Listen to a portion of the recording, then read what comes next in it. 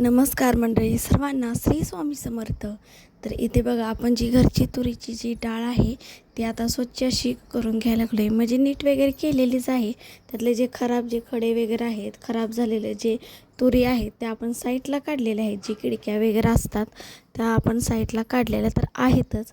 पण कसं होतं, एखादा भुंगा किंवा एखादी अजून एखादा असं खराब झालेलं जे तुरी असते ते तरी पण आपण बघायला लागते आणि त्या अशी स्वच्छ करून घ्यायला लागते. तुम्हाला दिसत असेल एवढं स्वच्छ करूनही जरा खराब जे बिया आहेत त्या निघतात साईडला, खिडक्या वगैरे अशा झालेल्या आहेत त्या. तर इथे बघा समोर तर स्वच्छ असं मी चाळणीमध्ये घेतलेलं आहे. आपली लोखंडीची चाळण असते त्यामध्ये ज्या तुरी आहेत त्या ओतून घ्यायच्या आणि टपामध्ये पाणी घ्यायचं आणि जसं आपल्याला जमल तसं थोडं थोडं थोडं पाण्यामध्ये हलवत राहायचं. हलवल्यानंतर काय होतं तर त्याच्यावरची जी घाण आहे, खचपट वगैरे काही असेल तर ते निघून जातं आणि तुरी ही छान अशी भिजली जाते. भिजल्यानंतर मी टपामध्ये काढलेली होती. आता ठेक्यामध्ये अजून थोडीशी जी आहे तुरी राहिलेली आहे आणि तीही आता मी स्वच्छ करून घेणार आहे. स्वच्छ केल्यामुळं कसं होतं, आपल्याला पुन्हा जेव्हा आपण डाळ पाडायला देतो त्यावेळेला नंतर इतकी घाण वगैरे त्यामध्ये काही निघत नाही. स्वच्छच डाळ व्यवस्थित पडलेली असते. तर इथे बघा, मी ज्या तुरी आहेत त्या चाळणीमध्ये टाकलेल्या आहेत आणि इथं स्वच्छ केलेल्या आहेत. एकसारखं पाण्यामध्ये थोडंसं भिजवून घ्यायचं आणि त्यानंतर थोडंसं हलवायचं पाण्यामध्ये आणि थोडंसं पाण्यामध्ये असं बुडवायचं ती चाळण. म्हणजे जी वरची जी खराब झालेली फुसफुशीत जी तुरी असते ती वरती येते, तरंगते अशी, ती घाण जी आहे ती साईडला निघते. तर इथं टपामध्ये बघा एवढी तुरी मी आता ह्या काढलेल्या आहेत भिजवून स्वच्छ करून शेणा. तर इतकी चक अशी आपली जी तुरी आहे ती दिसते की अगदी विकतच्या ज्या आपण तुरी असतो ती जेव्हा घ्यायला जातो आपण, अशा ज्या अखंड तुरी म्हणा किंवा डाळ जेव्हा पडते ना, आणि जी आपण विकतची डाळ घेतो अशी डाळ त्याची पडते. तर ती इतक्या स्वच्छ अशा आपल्या अगदी विकतच्यासारख्या तुरी स्वच्छ झालेल्या आहेत.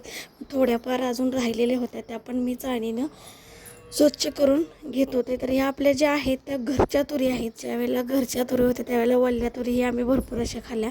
जर तुम्हाला पाण्यामध्ये भुंगा वगैरे एखादा झालेला दिसत असेल, जसा एखादा दुसरा असा भुंगाही पाण्यामध्ये असा झालेला आहे बघा.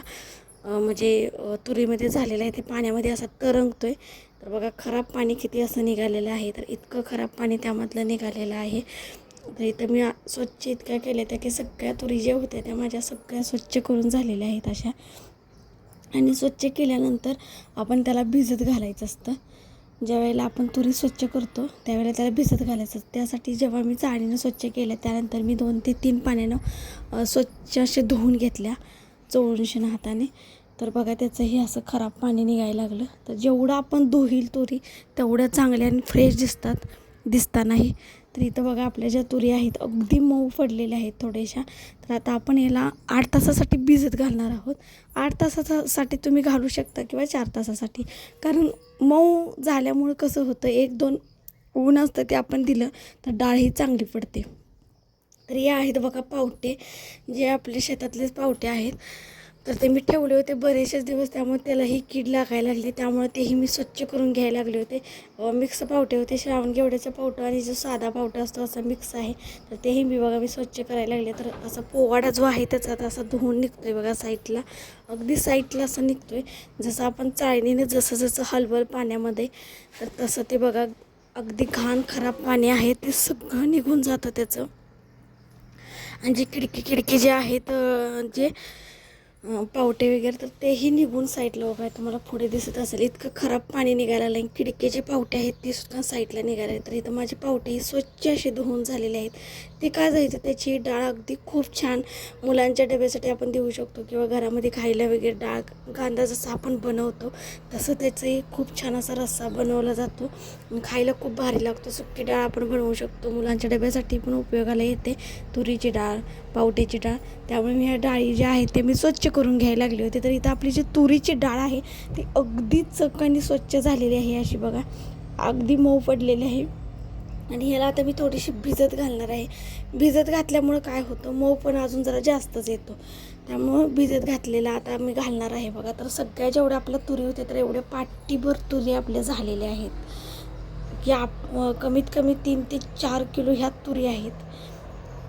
असा माझा अंदाजे मी फक्त सांगते, मी त्याचं वजन वगैरे काही केलेलं नाही आहे. तर इथं अजून थोड्या ज्या राहिलेल्या तुरी ज्या होत्या तर त्याही मी धुवायला लागले होते. आणि त्या धुवून झाल्यानंतर बघा हे असं पाणी वगैरे ओतलेलं आहे. कारण आपल्याला एक 4 तास किंवा 8 तास भिजवायचं आहे. त्याला मऊपणा आला की आपण चेक करू शकतो. मऊपणा आलेला असतो त्यावेळेला आपण काय करायचं, त्यामधल्या ज्या सगळ्या तुरी आहेत त्या पूर्णपणे चाळणीने निथळून घ्यायच्या, साईडला काढायच्या आणि त्यानंतर आपण त्याला वाळत वगैरे घालण्यासाठी गच्चीवरती म्हणजे ज्यांचे दारात घालू शकता किंवा ज्यांचे स्लॅब आहे ते टेरेसवरती वगैरे असं उन्हाला घालू शकता. तर पावट्याचंही तसंच आहे. पावटेही मी स्वच्छ धुवून वगैरे चोळून स्वच्छ धुवून घेतले आणि त्याच्यामध्ये पाणी वगैरे ओतून ना भिजत घालण्यासाठी बघा मी इथं ठेवलेलं आहे. तर हे अगदी 4 ते 8 तास असे भिजून द्यायचे. तर भिजल्यानंतरही बघा किती चक आणि स्वच्छ असे वाटतात. आणि उन्हालाही थोडीशी मी आता घातलेली आहेत आणि उन्हामधून काढल्यानंतर तर बघा इतके फ्रेश असे दिसतात की घरचं जे निघालेले पावटा वगैरे असतात तर भरपूर असं जेवढं आपण स्वच्छता करेल आणि जेवढे आपण स्वच्छ करून डाळ करायसाठी देईल तेवढी डाळ ही फ्रेश अशी पडली जाते. आणि त्याचं जे पीठ असतं तर ते पीठ जे तुरीचं ज्यावेळेला आपण डाळ पाडून आणतो त्यावेळेला जे पीठ असतं त्या पिठापासून आपण थालीपीठ वगैरे करू शकतो.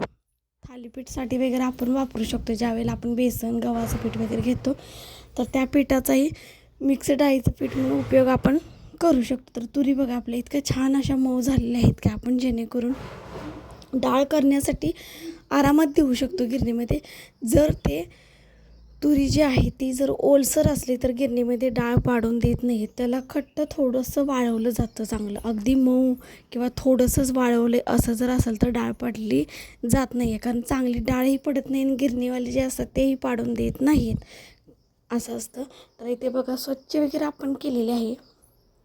तर हे मिक्स जे आहे ते मी पहिल्यांदाच हे केलेलं आहे. ह्याच्या आधी कसं करत होते की पावटा नुसता होता तेवढा द्यायची. पण ह्या वेळेला आपल्याकडे श्रावण घेवड्याचे बी होते त्यामुळे ती सेपरेट हे करण्यापेक्षा मी पावट्यामध्येच टाकलेले आहे. ते मिक्स म्हटलं डाळ आपण बघूया आता बनवून आणायची कशी लागते खायला वगैरे. तर खायला खूप मी बनवलेली आहे घरामध्ये, खायला तर खूपच भारी लागते.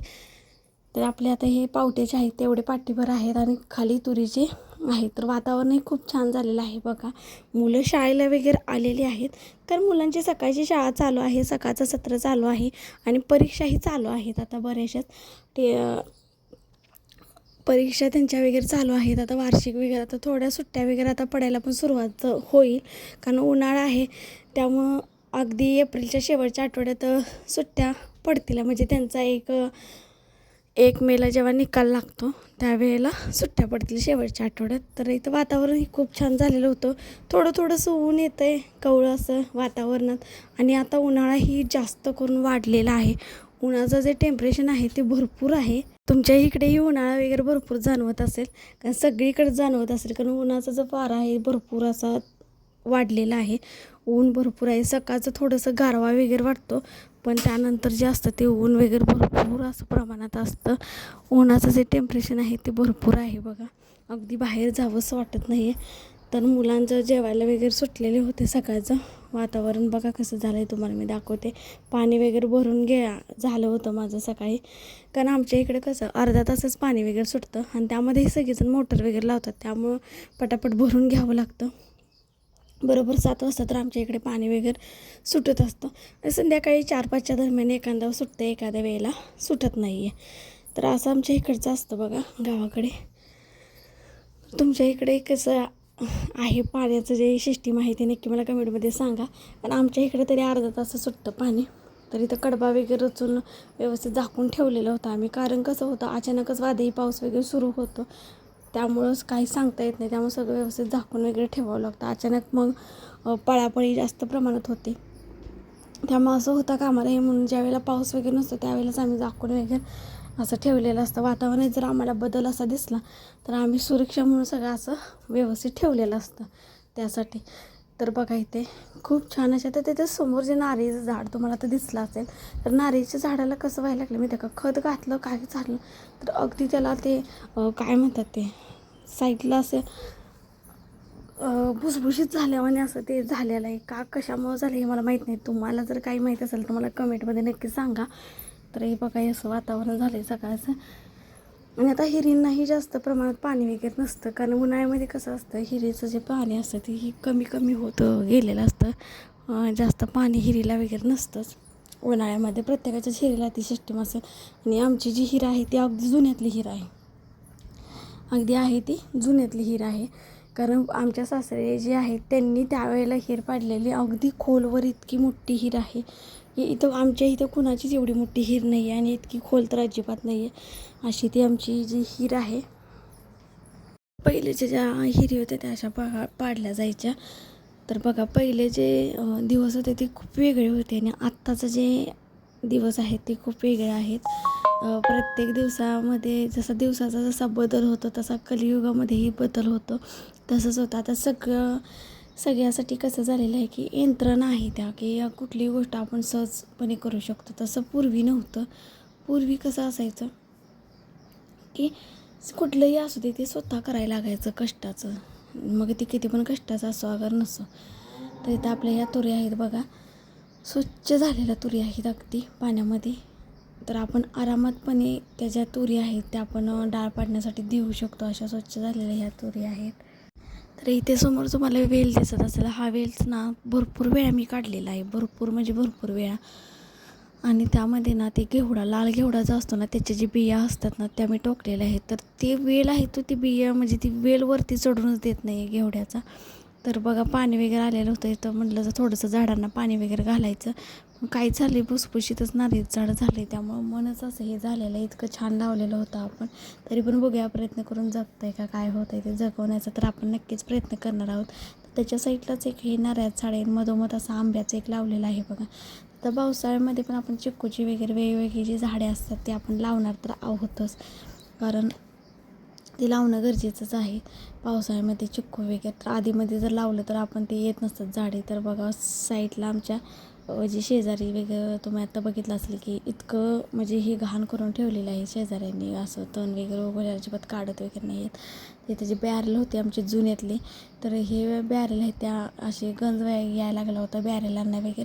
त्यामुळं एक बॅरेल तुम्हाला दाखवते तर असा रंगवलेला आहे, तो एक रंगवायचा, कारण आधी पावसाच्या आधी धान्य वतून ठेवायचं होतं म्हणून हा एकच रंगवून घेतलेला आहे. आणि दुसरा आहे तोही रंगवायचा आहे बघा, रंगवून वगैरे घ्यायचा होता.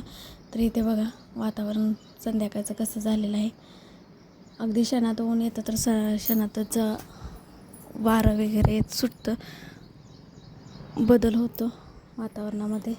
तर आता बघा थोडंसं कवळं असं ऊन पडलेलं आहे. तर वातावरणात कसं सारखं चेंज होतं, उन्हाळा म्हणलं की पाऊस वगैरे असतोच, वादळी पाऊस वगैरे होतो, त्यामुळं काय वातावरणात बदल हा होतच असतो. तर इकडे बघा ओपी वगैरे होते, गवारी वगैरे आपण लावलेले आहे शेतामध्ये. तर ती भांगलून वगैरे घ्यायची चालू आहेत. आणि तर समोर बघा जे छोटी छोटी हे जे झाडं आहेत फुलांची, तर ज्या बिया वगैरे अशा पडलेल्या असतात तर ते आम्ही फक्त झाडं होती ती काढून टाकलेली होती, बारकी बारकी रोपं. तर बिया पडलेल्या आहेत त्याच बघा कशा उगवून वगैरे आलेल्या आहेत, अगदी मनानंच आलेले आहेत. पाणी आपण ज्या वेळेला सोडतो गवारीला वगैरे तर त्यावेळेला हे असे आलेले आहेत. तर इथं काकडीचं वेल वगैरे असे पसरलेत बघा, फुलकळी भरपूर अशी काकडीला आली. 1-2 काकड्या आम्ही ज्या होत्या त्या खाल्लेल्या पण आहेत. तर असं ओपी बघा स्वच्छ केल्यात गवारीची. आता तिथं जे मध्ये मध्ये गॅप आहे तिथं श्रावण घेवडा वगैरे आम्ही आता लावणार वगैरे आहोत. तर इथं बघा मस्त अशी तुरीची डाळ पाडून आणलेली आहे. तर हिचं जे पीठ पडतं ते आपण धपाट्यासाठी वापरू शकतो.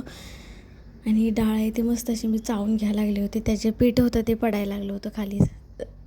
तर बघा मस्त अशी आपली तुरीची अगदी विकससारखी डाळ तयार झालेली आहे. तर आता ह्याला स्वच्छ करायचं, उपणायचं वाऱ्याला, आणि स्वच्छ केल्यानंतर 1-2 ऊन द्यायचं आणि पुन्हा थंड करून शेणा डब्यामध्ये भरून ठेवायचं. कमीत कमी आपल्याला वर्ष